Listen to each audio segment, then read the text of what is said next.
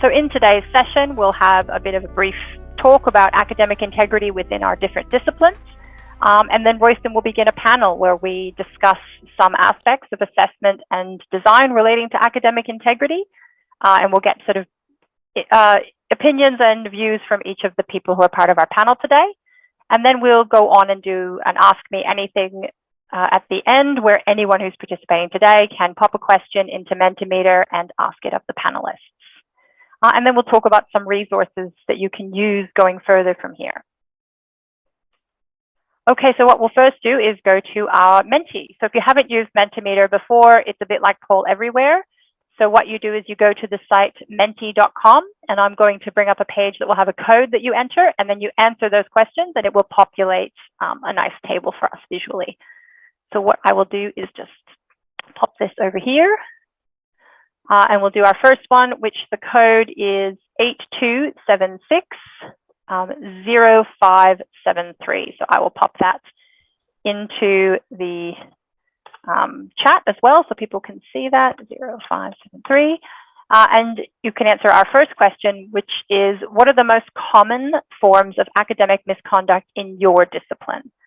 So that may vary discipline to discipline, or we may find that it's fairly similar. So pop your answers in there, and we'll start seeing what do people are generally finding about this.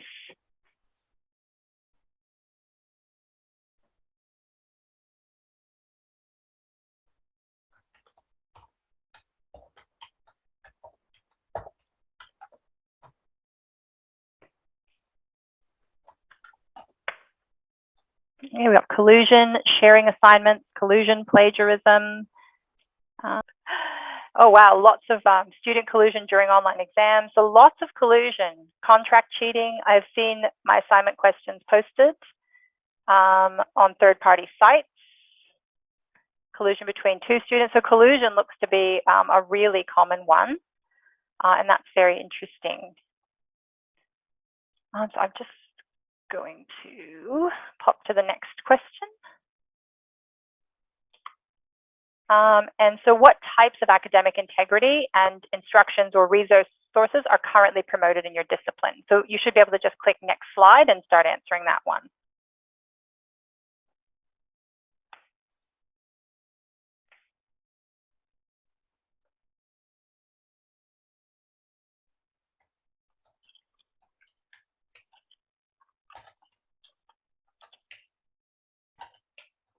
Okay, so we've got Wattle modules. So sometimes they're creating their own instructions and telling them, self-help tools, so plagiarism, must be some guides. The academic integrity website, professional association codes of conduct. This is a good one. Don't reuse material from past assessments. Information on Wattle, links to academic skills, academic integrity modules, instructions from conveners and Wattle modules.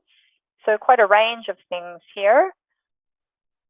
So how do we get our students to think about academic integrity? Guidelines of expectations, referral to academic integrity resources, ANU policy, ANU website information and modules. So lots of people making use of those modules, which is really good. Academic skills, I like a plug for what we do. That's excellent.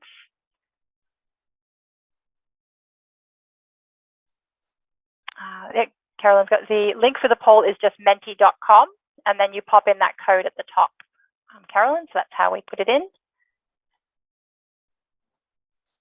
So we can see a few ones here, so that's really good. I'll just pop the PowerPoint back up.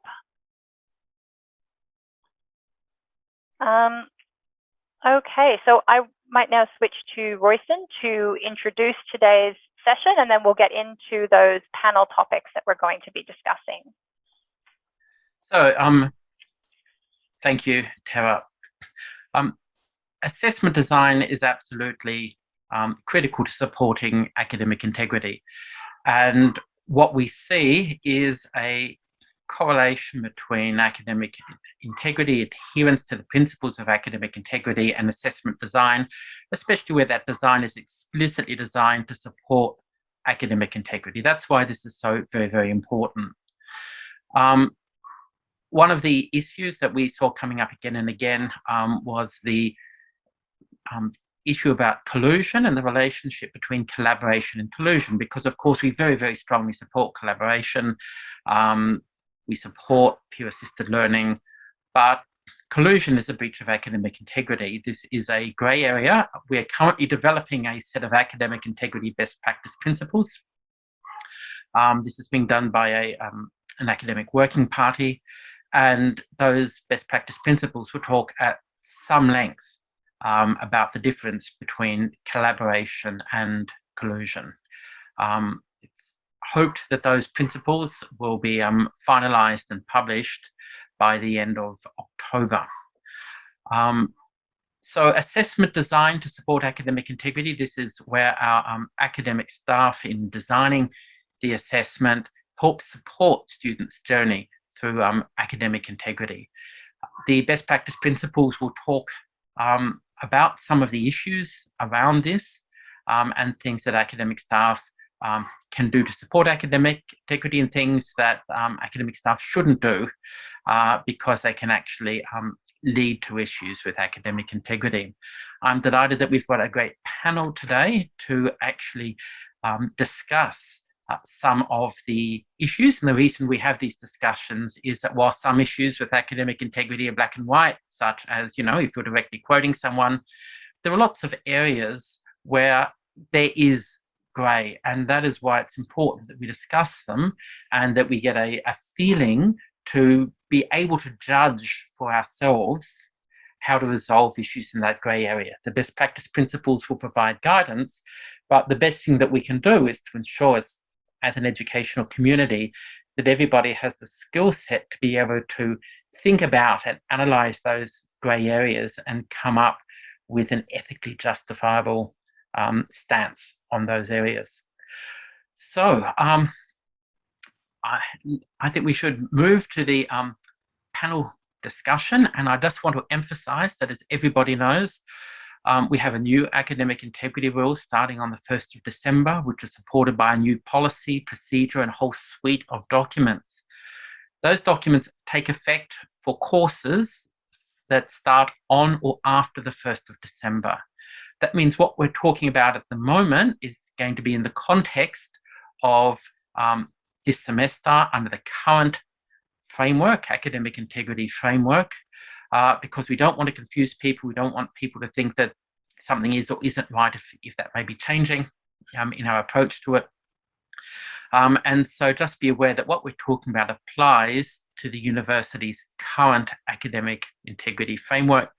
If there are areas that we discuss that are going to change significantly from the 1st of December, I'll just mention that there will be a change, and that's something to look out for. So I just want to emphasise that what we're talking about is within the current academic framework, integrity framework of the university.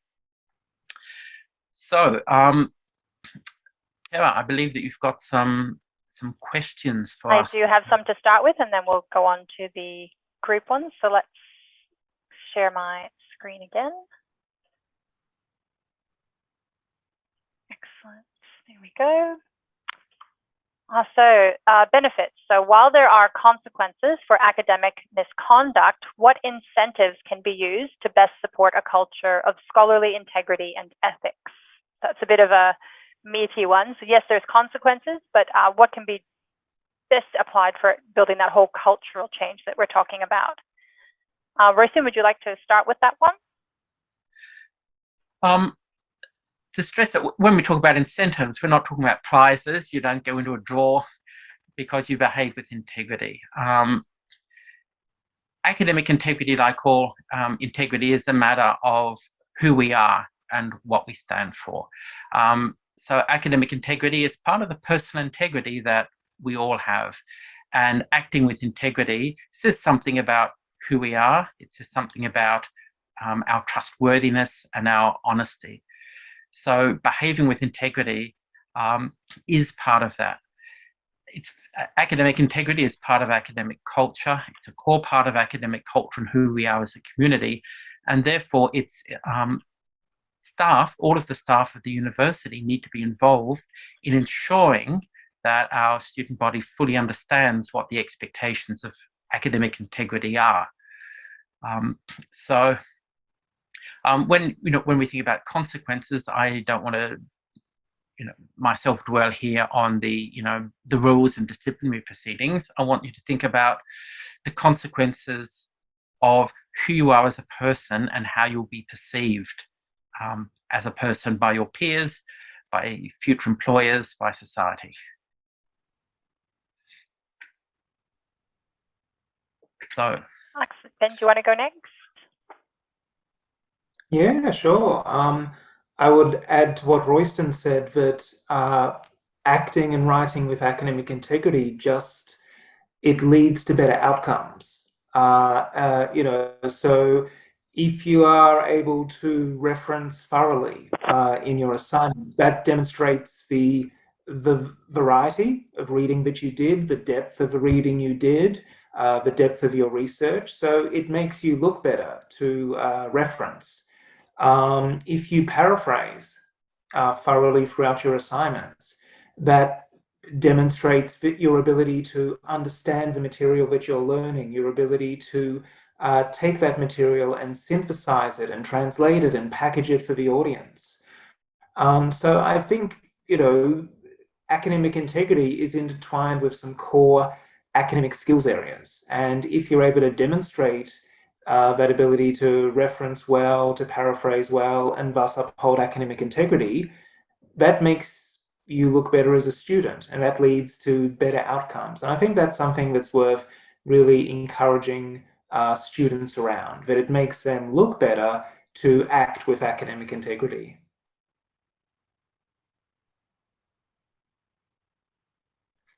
Yeah, that's a really good point. Joe, do you want to chime in a bit here? Yeah, absolutely. Thanks, Tara, and thanks, Royston and Ben. I guess picking up on a theme I heard from Royston there, sort of really centering the person in this, and Ben's message that I was hearing about, the quality of being a scholar from the student's lens. And then for myself, I take a particular stance on this and how I respond here from this education design angle that I have. And when I look at things like research that shows dissatisfaction with the teaching and learning environment is one of the factors that can have a significant influence on cheating behaviour. And Texas has a great infographic on this as well, by the way. This leads me to think beyond individual assessment tasks themselves and leads me to thinking about creating engaging learning environments and communities in your class or program. So this is sort of centering the person, centering the social interaction in your class and that community of scholars. And so creating that space and really drawing students into being a community of scholars in your course and driving towards having them commit to that community, I think is one of the things that can support this endeavour to create a culture of integrity and ethics. And a couple of particular things that I'd name there as suggestions for people to respond to or discuss, like involving students as co-creators and co-designers of their own learning. So really drawing them into that community. And also another thing that comes to mind is the community of inquiry framework, which some people may know about. It's well established and has been used for decades. And this really looks at its original formation looked at three presences. They talk about teaching presence, social presence, and cognitive presence. And more recently, learner presence has been added to the model as well. So it's a way of thinking about how to create that community in a course and a program. Does any of the other panelists have a comment on this before we move on to the next one? I'm just looking for little waves and things. I don't see any, so we might move on to the next one. Okay, the silver bullet question. So, is there a way to successfully eliminate academic misconduct through educational design? And I know, Joe, you're the ed designer, so we might point to you first for this one.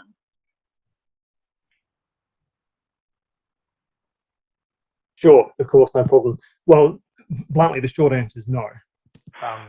So that, if you wind back the clock some years, yes, there was a bit of a discourse and some advocacy for being able to design out cheating. If I unfairly put it in those terms, I guess. But things have moved on from there, and a lot of research has moved us on. And I guess to contextualize it, what I would say is that TEXA has a good practice note on addressing contract cheating to safeguard academic integrity. And this names 22 good practice examples. Using assessment design to make contract cheating less likely is one of those examples. So 1 in 22.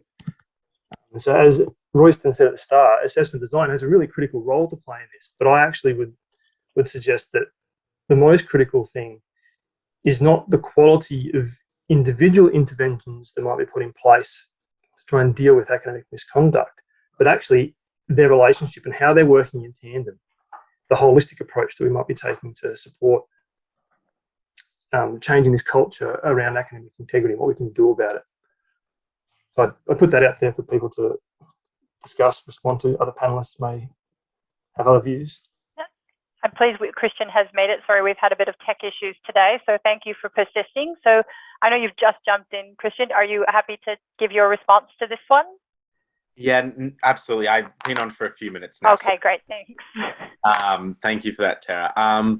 Yeah, I think from the student's perspective, I think echoing what Joseph was saying, that there is no silver bullet, and I think it's important to perhaps to rethink elements of academic misconduct a little bit, as to thinking critically about why people engage in academic misconduct, and the fact that often it can be because students will find themselves under incredible pressure and they don't see alternative solutions.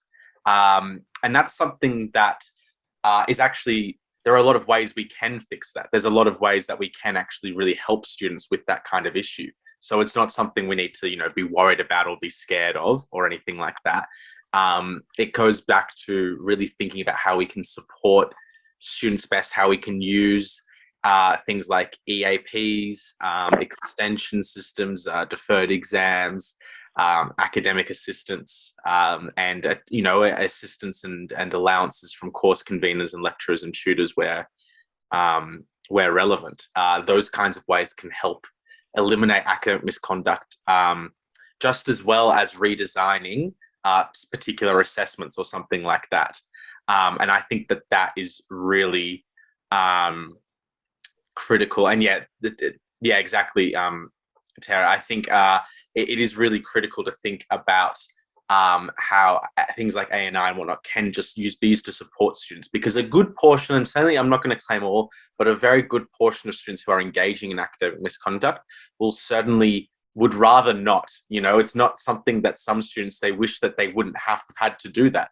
If I had the time, I would always choose to study enough to not feel like I would need to do that. And I think we also should think about particular demographics that come under a huge amount of academic strain, particularly when coupled with the financial strain. For example, international students not doing particularly well in assessment can have major consequences personally in a lot of ways. So finding ways to support students in those circumstances before it gets to a worse situation.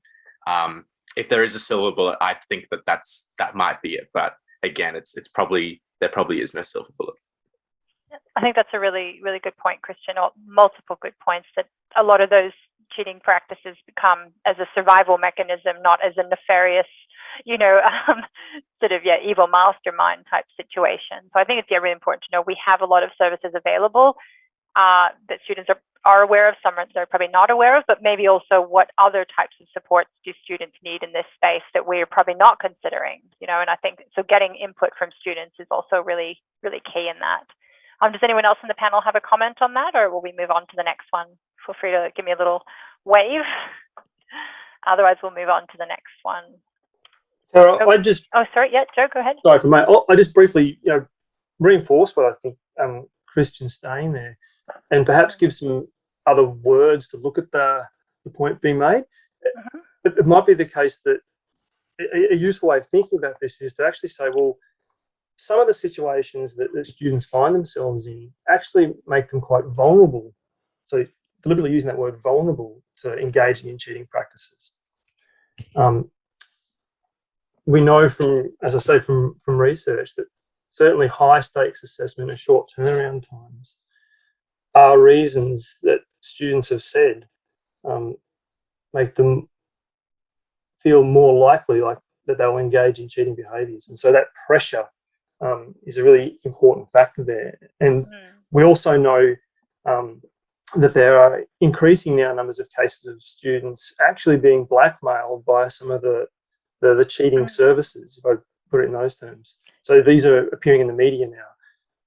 And so these third-party services that take students' money and actually go after them, they target students who are vulnerable. This is a really important issue to deal with, and raising awareness that this is actually one of the things that is happening, I think, is a really key part of this. And yeah, I think too, my eldest is at university, and she said she gets served up ads all the time, and she can sort of, she's very studious, so it's not really a worry for her, but she said that, she can imagine the temptation when the cost to do an assignment, she's seen it from the ads, is less than she makes in a shift. So she's like, well, I could see a student going, if I just do an extra shift, then I'll get my assignment done, and so she completely, she's been a great litmus for me to discuss this with too, because she's living in that world. And just said, like, she can see it must be so tempting for people who are under a lot of stress and go, well, I can just work an extra shift and get this one assignment off my back, So it's certainly, those companies are targeting vulnerable students in really manipulative ways. So that's some good points, Joe. Thank you. So next one. What are some strategic approaches that could be adopted to assessment tasks design? We're saying not exams at this point. We're just saying assessment task design to improve academic integrity. So just looking at my list. So Ben, do you want to start on that one? Yeah, sure. Thank you, Tara. I think it's really worthwhile embedding assignments that are built somewhat around academic integrity instruction in strategic, let's say strategic core courses in different degree programs. And I'll just give an example that I've been involved in. You mentioned earlier, Tara, that there are a number of CBE folks in the audience. And this is an initiative that I was involved in CBE in the course Business 7008. So the very first assignment for that course is a referencing exercise. It's worth 5%, so it's a low stakes assignment, but as we all know, 5% at the end of semester could be the difference between a credit and a distinction, or a distinction and a HD. So, even that 5% matters. And essentially the exercise involves students doing some research, summarizing key findings, referencing those key sources. So, sort of stuff that they will do in later assignments across their courses. But what we do on top of that is we provide an academic integrity and referencing workshop in week 1 that is linked to the assignment, which both prepares them for that assignment, but also sets them up for knowing what academic integrity is, knowing what academic misconduct is and how to avoid it. We show them the ropes of referencing in their particular style, and synthesizing, paraphrasing, quoting. So we go through all that important stuff that is going to benefit them throughout their studies, and they get an opportunity in this assignment to apply all that. So by the time they get to week 4 and this first assignment is due, they will have learnt about all these things, and they will have done all these things that will set them up to write with integrity later on in their studies. And another part of this assignment is we set a prerequisite for it, which is that in order for the assignment to be marked, the students need to complete the academic integrity for ANU students modules and quizzes, which are available on Waddle. So it's 5 different modules and 5 accompanying quizzes. And I would encourage all academics here today to take a look at those modules and to point students towards them. It's a really great way to give them a thorough overview of what it means to act with academic integrity in their studies. But I think that will be my suggestion today, which is look for where assignments that are built around academic integrity instruction could be embedded in particular core courses in a program? Yeah, that's some really good points, Ben. I think I love to plug our modules because it is really good for students to go through. And a lot of universities actually have a mandatory set of academic integrity modules that students have to complete as part of being enrolled. So yeah, I do think it's important that students actually have a stronger focus on that in university. Next, so Carolyn, do you have anything? I know you've done some specific things in this area that are quite interesting. So would you like to take the torch from Ben at this point? Yeah, thanks, Tira, and hi everyone. So I'm based in the College of Asia and Pacific, and I work in the Crawford School. So I teach mostly graduate students. Though I've taught undergraduates at other universities, and so I guess my sort of perspective here is really about trying to think about designing original assessment tasks, so that it's more difficult for students to pluck stuff off the web. And what I mean by original, I guess, is things that are really closely tied to core concepts in the course, and that they're very specific in the instructions about what you're asking students to do, and that if they're not attending the classes or listening to the lectures or doing the specific core readings, I'm talking here from the social sciences particularly, then it's very difficult for someone to be able to do the assessment task well. And part of that is also providing extremely explicit marking criteria. So that enables us to really guide students in bringing forward original work, and any work that's not original or taken from others, that they have the appropriate skills to reference. And I really like Ben's idea of integrating academic skills, as part of an assessment task. What we do a lot at Crawford is to actually bring academic skills advisors into the classroom, and they provide workshops on specific assessment tasks. And the convener is typically not there at the beginning, so that students can ask questions without fear of the convener thinking, oh, that's a strange question, or you shouldn't do that, or being judged. And then the convener comes in at the back end to resolve any questions around understanding on the assessment task. And these are non-compulsory, and students come along if they feel like they need assistance there. And in my experience, when I've taught first year graduate students who haven't been at university for a long time, and they may have picked up sloppy practices or different practices in their workplace, they come to university often with ideas about what referencing or appropriate conduct is, and it's out of date or it's not appropriate. And so giving them those skills in an environment that's not threatening and they're not going to be judged, I think is really, really important. So they would be my kind of tips, I guess, about trying to make things original, make your assessment tasks original, and very specific, and then that there's very clear assessment sort of criteria. And the other thing I haven't mentioned that's probably worth injecting here, and we can open this up, is really around feedback. We need to provide sort of feedback on what's appropriate, and guide students when they haven't been, for example, citing properly or referencing, that we don't just say incorrect. We provide a link, for example, in our feedback to where they can get those skills to know how to do that appropriately.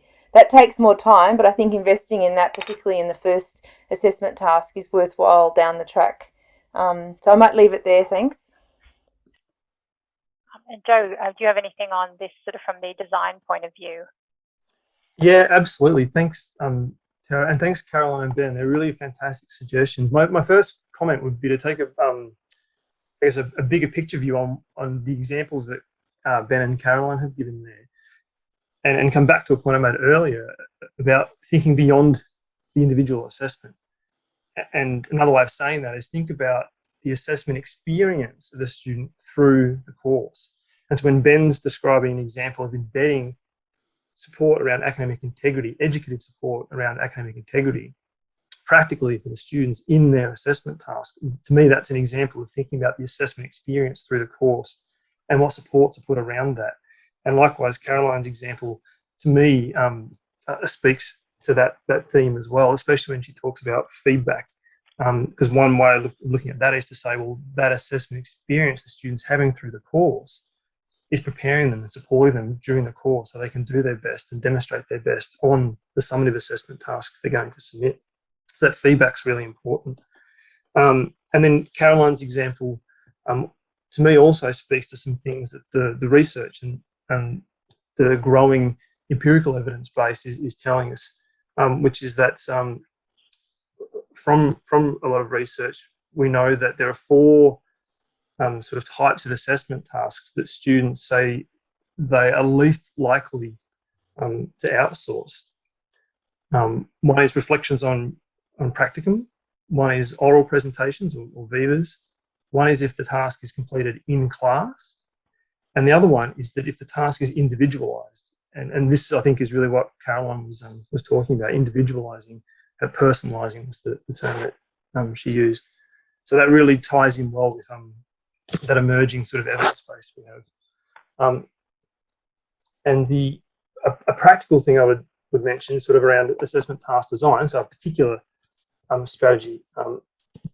Again, when I look at the research on these topics, there are some assessment tasks types of tasks that the students say they're more likely to engage in cheating behaviours, and one of those is when there's a series of small assessment tasks. And so an example of that might be weekly quizzes. So the actual grade they get for that each specific quiz is small, but cumulatively they add up to something that's not insignificant. So that kind of thing, a series of small tasks, they say they're more likely to engage in cheating behaviours. Now, it might be good pedagogical practice to provide this ongoing sort of feedback and support, but it means that it's a type of task that may be more vulnerable to misconduct behaviours. Now, the other side of the coin here is that students say they're not very likely to engage in cheating behaviours for a small task that's part of a nested assessment. So the assessment task, for example, might involve submitting a draft. They get a portion of their grade for that, but then the final submission, they need to demonstrate how to use that feedback to improve. So there's a nested task there. And there'll be other ways you could think about designing a nested set of tasks. So the strategy here is perhaps looking at whether if you have a series of small individual tasks, and can you tweak those to turn them into something that is a set of nested tasks, so they're all linked together and they build upon each other in a cohesive and systematic way. So there's some suggestions I put out there for discussion or thought or rebuttal. I think those are some really good ones, Joe. Like, I like that you're actually looking at the evidence of where are we finding the least likely incidents of academic misconduct, and then maybe how to build things around that. Does anyone else have anything on this one before I move on to the next one? Keeping an eye on waves. The next one is sort of a bold statement. So assessment drives behavior. Students are less likely to cheat if they feel the playing field is fair.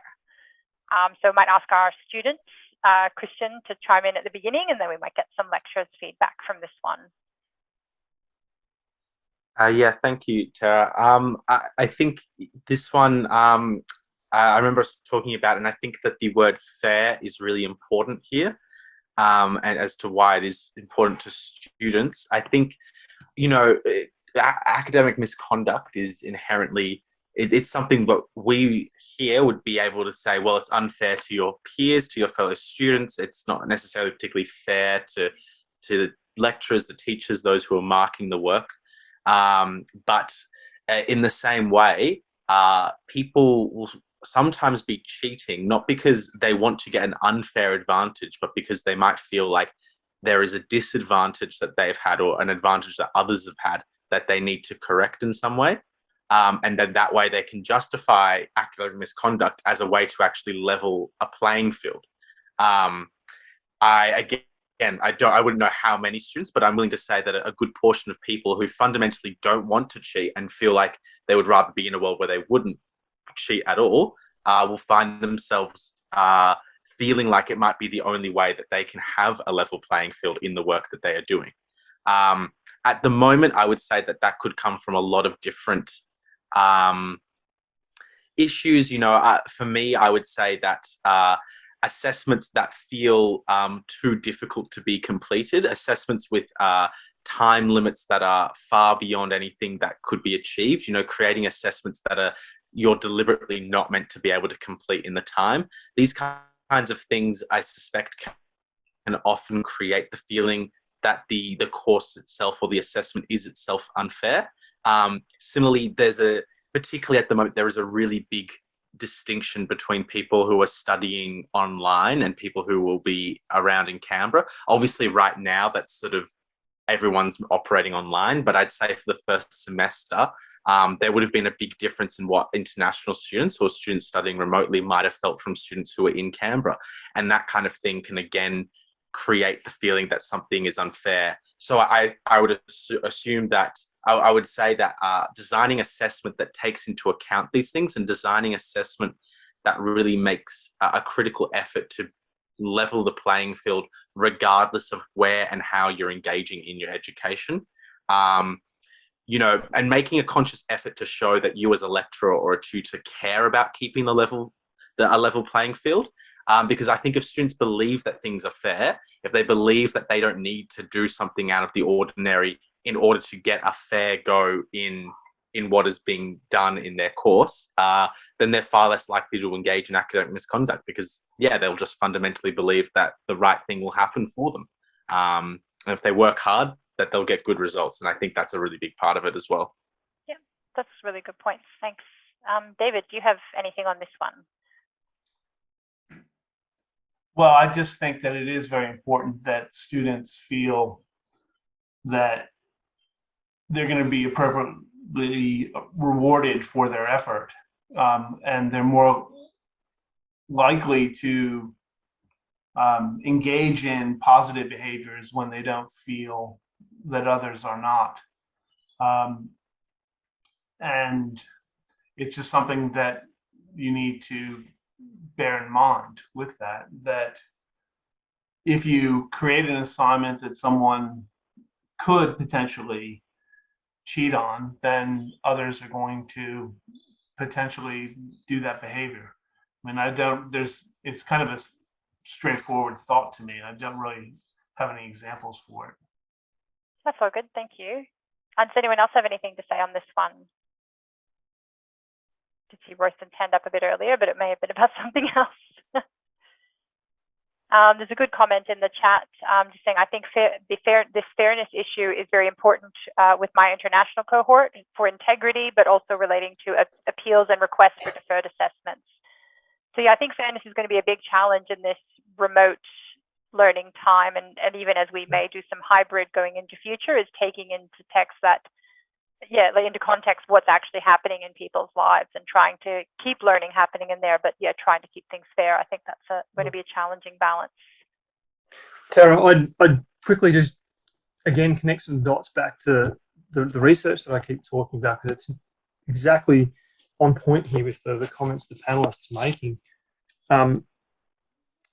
There are the two most significant factors that signal from what the students are saying from this research. This research I'm talking about was a large-scale survey of over 14,000 students in the Australian context, conducted across 8 universities. So for context, that's what I'm looking at here. The two most significant factors about whether students perceive they're more likely to engage in cheating behaviours. One, if they speak a language other than English at home, and the language of instruction is in English. Across all the assessment types they looked at, that stood out. And also, if students perceive there are lots of opportunities to cheat. And I thought of that when I was listening to David's comments about if you design an assessment task and students feel as though I'm paraphrasing, so correct me if I get your words wrong, David, but they feel as though they might be able to cheat, or it might be something that could be outsourced. So opportunities to cheat, there's a perception that there are lots of opportunities to cheat. Students are more likely to engage in it. And this, to me, sort of ties into these questions of fairness that we're discussing here. Yeah, that's really good. Yeah, I might bring up another point, if that's okay. Sure. And that's the notion of the education access plans, because that is a supportive environment that's created for students who have a demonstrated need for additional consideration or additional time during their assessments. And if you think about it from the point of view of students who don't have the educational access plans, I have never heard students say to me that they think it's fair that a student who has a specific need is accommodated in a way that gives them additional time, additional consideration.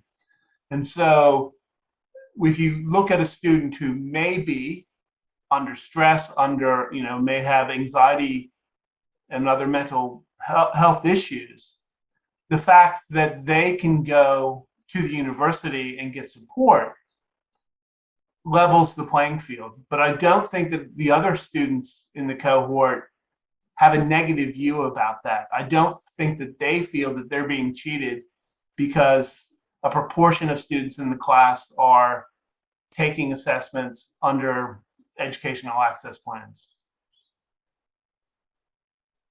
Yeah, that's some good points too. I think, yeah, I don't think that I haven't seen that in any context. Like, there are a lot of students who have those plans, and it's good that there isn't that thing. But yeah, it's an interesting one. I'm just looking at the time. I'm going to move on to the next one. What are some strategic approaches to exam design in your discipline that promote academic integrity? And I know, David, you've done sort of a lot with this, so are you happy to keep speaking? Sure. I mean, COVID has created kind of a problem for us in the medical school because we have to do face-to-face clinical exams where students need to speak with patients or simulated patients, and they're observed by clinicians for their degree of competency in a specified clinical task. The way that most medical schools ensure integrity of the station is to quarantine students. So we would have whole cohorts of students that would be in an exam session who would perhaps have to spend 2 hours locked in a room before their exam. Their exam would go for an hour and 10 minutes maybe. And then 3 to 4 hours after their exam, they would be locked in another room. And during that time, we would take all the telephones. They could read books, they could do whatever they wanted to and talk among themselves, but they were quarantined from the other cohort. And the students, when we talked about not doing that, the students didn't want us to get rid of quarantine because they felt it was a way of ensuring integrity.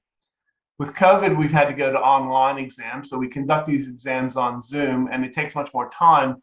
Quarantining is not possible. And so one aspect that we can do to design the exam is to randomize when students are early in the day versus later in the day. That doesn't really do much about the integrity, but at least it gives everyone the idea that they have an early exam and a late exam. But the other thing we do in the exam design is we've changed the nature of the assessment where knowledge of the condition is now given much less marks and emphasis than the actual communication skills that are involved in that. And we then rely on our proctored written exams to cover all of the knowledge components. And so we've had to change a bit the way that we do the assessments. It's a change for the good because it's actually focusing on the skill. But we have had to change things. And, the ability for students in the morning to call up a mate who has the exam at 4 o'clock is still there. But essentially, you can't swat for an hour and a half or 2 hours the skill that you have in establishing rapport with the patient. So we've changed the emphasis on what we are measuring in those settings, and change the value and the distribution of marks for things that potentially could leak and be shared. And it's really the best that we can do. And the other thing that we do is we conduct a lot of post-exam analysis on the groups to make sure that the groups in the afternoon suddenly aren't performing so much better than the groups in the morning. And what we found is that we had a random distribution of when groups performed better. And frequently the last group at the end of the day, was in the bottom half of the performance. We're pretty confident that we have a reliable exam in that case, but we know that what we've been forced to do in COVID has compromised sort of the security of our exams. But we have to live with it because we need to do the assessment. It's a really big change in your examination process. So yeah, that's really interesting.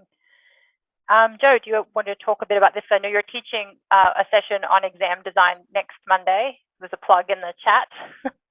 Do you have any comments sort of on strategic approaches to exam design? I'd certainly be happy to. Looking at the time, I'd let the mic pass to Caroline, for example, if she wanted to say something about what's happening in her discipline, just to give that space for her voice first, if you wanted to, Caroline.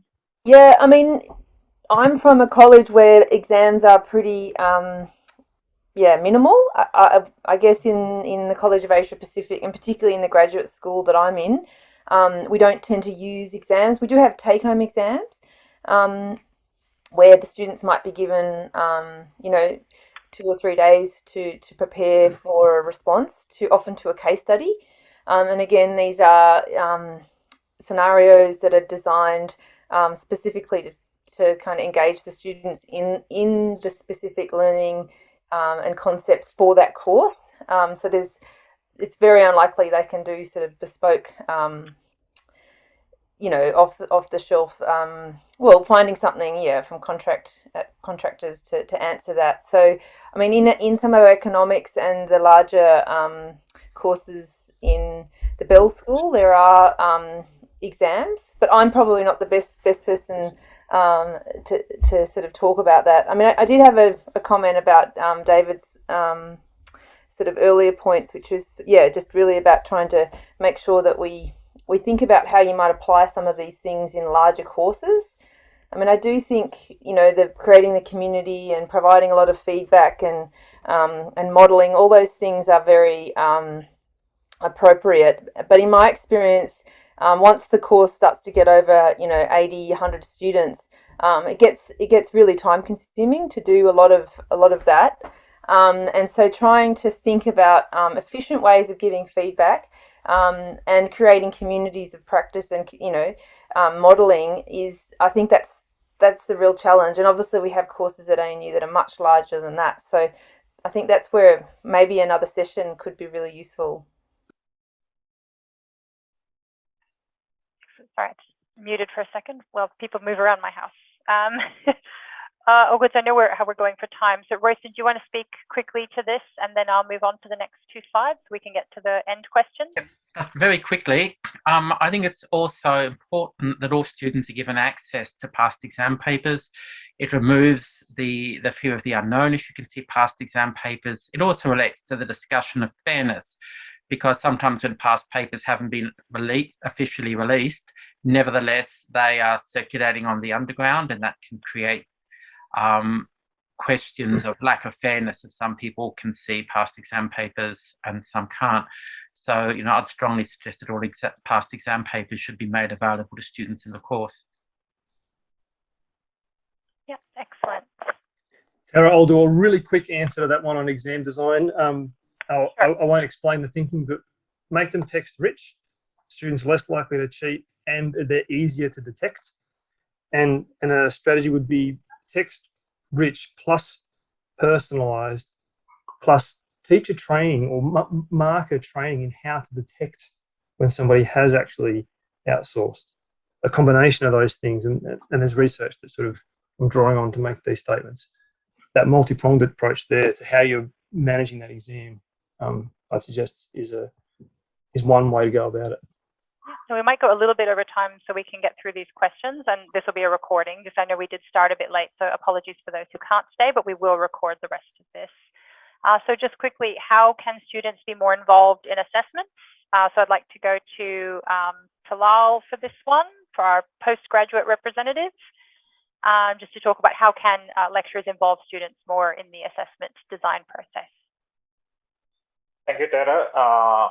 First of all, I think in my perspective, one thing students can discuss is the uh, finalizing of submission dates, because this is the big problem, especially in these, if we look into the COVID context, that students face difficulty in submission of deadlines. So this is one thing which students can appreciate. Like, I know one of our lecture, they consulted us for finalizing the timelines for assessments. I know there is always a final assessment deadline, that is the end of the semester, but helping students in involving such factors will reduce a burden from students as well, and give them a sense of participation, so they can more proactively get involved in the class process. Yes, thanks. That's really good. I think involving them in the process, and also the assessment deadlines are a real challenge, I think, for all students, and postgrads are the same as that. I think that's a really good option, is being a bit more flexible in discussing that with students, especially with all the commitments people have. Christian, do you want to speak to this now? Yeah, more than happy to. I think for me, the course representatives, the class representatives, sorry, for semester one onwards, are an important part of student engagement in courses overall, and students who are generally elected or otherwise for the representation, and they can be points that you can talk to about how assessments are going. They can give feedback. It won't always be an instant feedback loop. You might have to do the assessment and then get feedback and then change it for future years, as is the case with, I think, a lot of the feedback that exists. But I think that having those opportunities and having, and, you know, making students feel like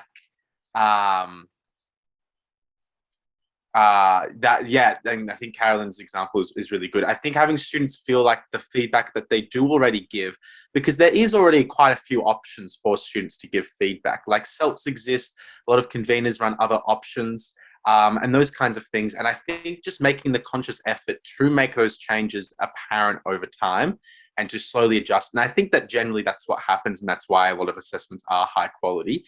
And that you know, I personally don't believe that there's any issue with the course convener saying something like, we changed this part of our assessment or our course because of feedback we got in previous years. I think that that is a sign of good faith, and something that the students would love. I know I would love to hear more of, to know that those changes happened for a good reason. So that would be something small to just give students faith that the existing mechanisms are working on some level and that they are being responded to. But otherwise, yeah, I would really emphasize the role that course representatives can have. I really believe that they can do a lot of good within the course, and that they can be a point of feedback throughout the course.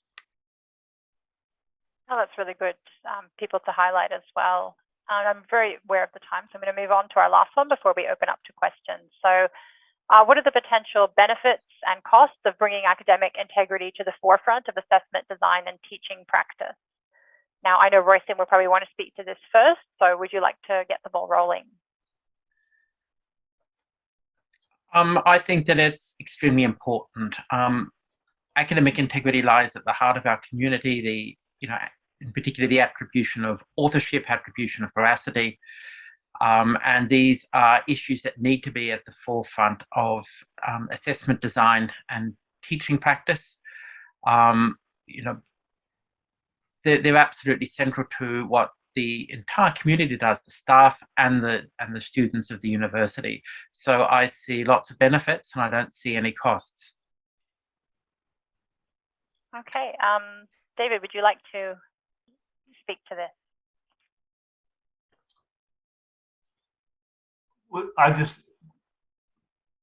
Basically it shows that the students' degrees are worth what they represent or are intended to represent, and it gives trust for the future employers that the graduates of our programs have met the outcomes and earned the outcomes. And I think for the students, it gives them the confidence to go forward that they've been on a level playing field. I don't know if there's many costs.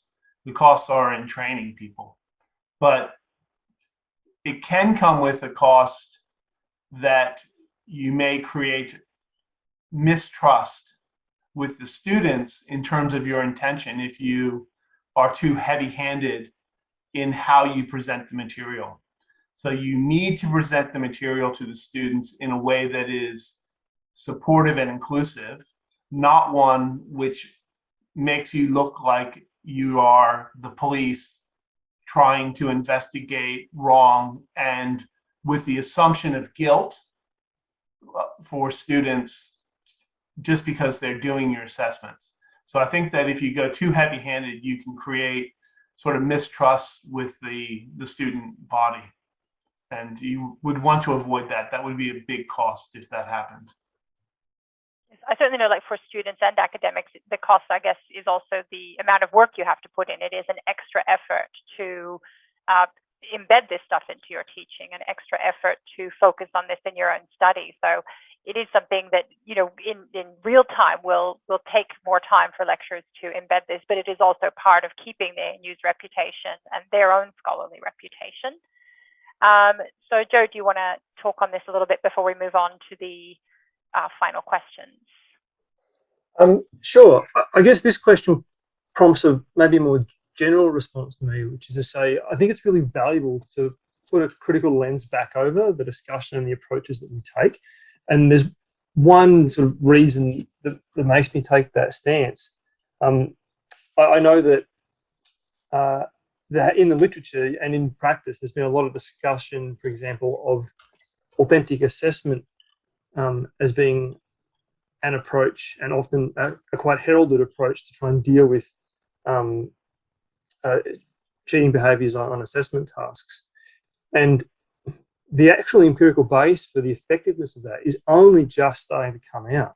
So a lot of the claims around using it weren't actually at that point based on any empirical evidence about whether it would be effective or not. So that's an example to say, I think it's good to be putting a critical lens back over the approaches we're taking and check ourselves and check, well, what evidence are we using to justify the approaches that we take. Yeah, absolutely. All right, well, we'll move on to our mentee for those attending today. So I will just get that window up and with a new code. And that's to ask our panelists anything. So if you have a specific question about academic integrity and assessment design that you'd like to put in, you just go to your device and pop in mentee.com or www.mentee.com in the code. So I can pop that in the chat as well. So that will be 31684430. Oh, Jihan's too fast. It's ahead of me.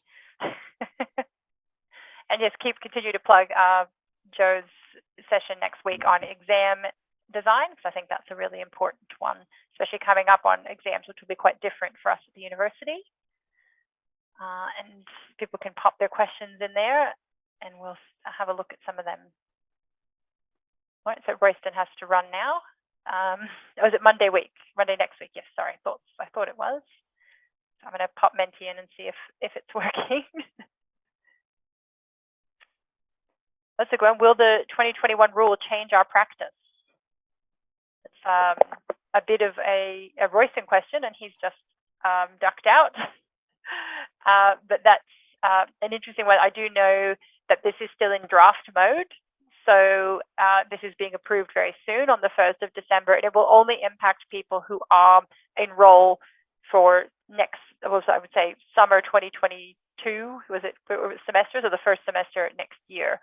So it won't apply to people currently enrolled. It will be for the ones enrolling next, and it will be a different approach. It's going to be a bit more focused on the building of a culture and I would say even like sort of celebrating academic integrity, and not as much on the punitive and sort of having a bit more understanding for that unintentional plagiarism and things that happen, and sort of helping build those skills rather than just going straight to punishment. Will the new rules have different rules for different colleges, as we have a different approach to academic misconduct? That is another Royston question. I don't think there's going to be different rules. I believe Carolyn is saying that now. No, sorry, go ahead. Royston's going to be coming around to all the schools in the colleges and explaining in a lot of detail about how this is going to work. And there's a blanket approach across the whole university. We have a lot of students at ANU that work across colleges and enrolled in programs that are in multiple colleges. So it's important that the rules are applied the same across the campus. That's an interesting one. And so I think anyone who probably wants to be involved in that review process, it would be good to reach out to Royston. He's always keen for input in this area because it is a new and emerging area. What minimum standards can we expect of students? Shouldn't master's students, for example, know about correct referencing, that they must not pass on someone else's work as their own, etc.? They're master's students. Yeah, it's agreed on paper, but not necessarily in practice. A lot of our master's students have been in the field, working in their career for sometimes 10, 20 years. So they will not have referenced in a formal way necessarily in a long time. And so I do find the master's students that we get coming to us for academic support, I would say, have no greater skills than some of the undergrads coming to us, because a lot of our undergrads come from high school where they've been writing assessment tasks regularly. I would say I've noticed no difference in the referencing and understanding of academic integrity in master's students. Having been a mature age master's student myself, I would say, unfortunately, it is stuff that does have to be taught again, which really leads really nicely to the how can we outsource academic integrity teaching and support if time poor in the curriculum. And it is an area that academic skills, which is part of my area in the library now, that we do cover that. And so come and have a chat with us. Unless your own faculty has its own academic skills, as Crawford does, I would say to go to them and talk about embedding some of that content into your teaching practice, as Ben has done, you said in CBE, and my colleagues have done in a number of faculties. We're happy to discuss with you how you think it would work best and use our educational expertise in that way to try to make the most of it. Can ANU promise that online exams are really only an emergency measure and that we will return to invigilated face-to-face exams ASAP? That's a really good question. That's a higher than my pay grade question, but I really agree that that's something to talk about. I don't know whether there'll be, apart from, I would say the hard sciences, that many exams in future. I do think there's definitely a place for it in things like medicine and sort of maybe higher end mathematics, but they are falling out of vogue even in high school settings because they're just, not really a snapshot of someone's actual abilities. Eric, can I just jump in with sure. a quick comment on the minimum standards question? I think it's a really good question to put out there. And for me, one thing that it raises for me is a sort of a stance in response, I guess, thinking that, or knowing that students who come from different cultural backgrounds will arrive with different understandings and approaches to academic integrity, plagiarism, and these sort of matters. And so I think this is one reason that this supportive and educative approach is quite important. And especially if you look at courses that we know have very large numbers of international students, their cultural background will be a significant, and the education experiences they've had in their cultural background will be a significant factor in how they're poised to be part of and adopt the academic integrity approaches we're taking here. So that's another really important thing that needs to be considered. I think that's important. We've certainly done that in library, supporting our postgrad students. We found that in some cultures, some people who are working in government have their own receptionist who references for them.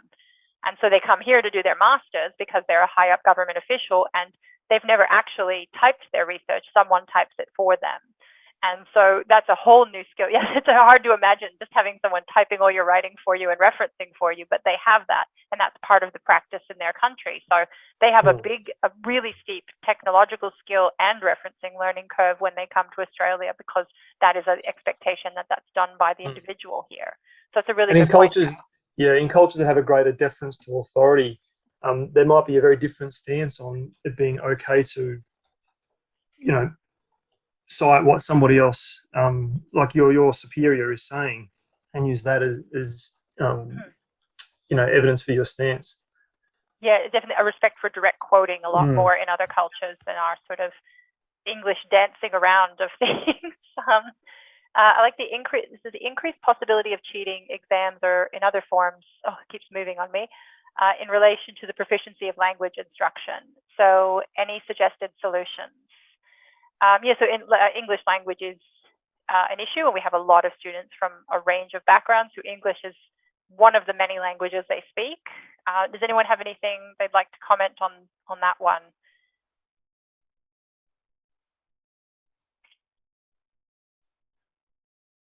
I think maybe in the online exams, I feel like this has increased difficulty because there's more temptation to run something through a translator to get a bit more clear understanding of a question. Certainly, I can read and understand French, but if I had to answer an exam question, I would prefer to run it through a translator to make sure I hadn't missed anything. So I would wonder, would that be a problem for students in a not necessarily proctorio, but in an online invigilated exam if they were trying to get translation up on any of their questions? Well, one thing that Texas says in response to this question effectively is about ensuring consistent standards at bellicos. And so the pathways that people take to demonstrate their English language proficiency coming into university. So that's a stance that Texas takes on that question. And then I'd sort of say, aligned with what the example Ben was providing earlier, embedding the support for the students into the experience in the course once they get here as well. So reaching out to academic skills, reaching out to the other parts of the university that can support this, so that it's not just an extra workload that's taken on at an individual course level, but looking at how we can do this more systematically across the university. Yeah, I think, and just in the chat, Dihan, one of our other learning advisors, has really liked your point and just said for some international students, they've had very limited experience with the variety of assessment types that we do here. Yep. And they really would only have exams and multiple choice questions. So using a range of sources that you found yourself and evaluated is not really part of scholarship where they come from. And so that's a really good thing to point out. And I appreciate we are getting very close to the end. So we'll sort of use these questions to inform future practice and send these on to Royston as well. So he might be able to answer these in more detail than I can. But I will just move on because I'm aware we are way over time because of our... I know we're over, but I did want to come on the minimum standards thing. I do agree with the point being made in the mentee about this, though, that there does have to be a certain minimum standard. Like these courses are at certain AQF levels, and there are expectations of what happens in those courses and entry expectations into the courses. So I don't disagree with that point entirely. I think the stance I'm taking is recognising it's a really complex issue, and there are a lot of factors all working in tandem at the same time here. And so finding a way through this is difficult. And a lot of people are working really hard to try and find a way through this and developing solutions. So some specific colleges do offer like a post-grad boot camp, effectively, a pre-sessional program that will target referencing, research, academic writing, a range of things. And I think I could really see the benefit of that being expanded as part of, if there is going to be a more, campus-wide, university-wide approach to academic integrity, is also building those core academic skills that make you less likely to need to rely on academic misconduct to get through. So I'm very aware how we are for time, so we'll try to wrap up. Thanks for all those who've been able to stay to the end. Others who had to leave, you will get this recorded. So just letting you know that there's other training. I've got Joseph in here as well, but he also popped it into the chat. I also really recommend doing staff education, exploring learning and teaching, ELT, if you haven't already. It's just a really good idea to focus on your practice and continue to improve your skills and your knowledge of pedagogy. So I really recommend checking out the training that they provide as well.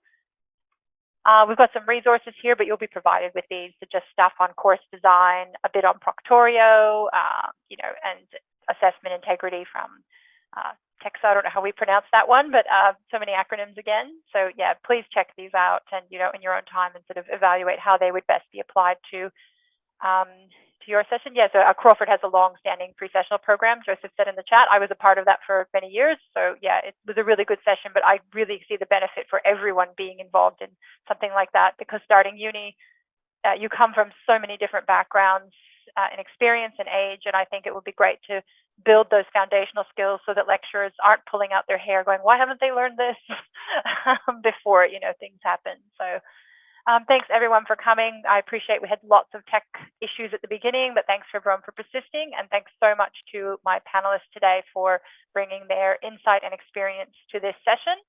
This is the first Academic Integrity Awareness Week, and it was at a time of lockdown, so that's fun. So we've learned a lot, and hopefully our next one will be even more interesting and perhaps even in person, who knows.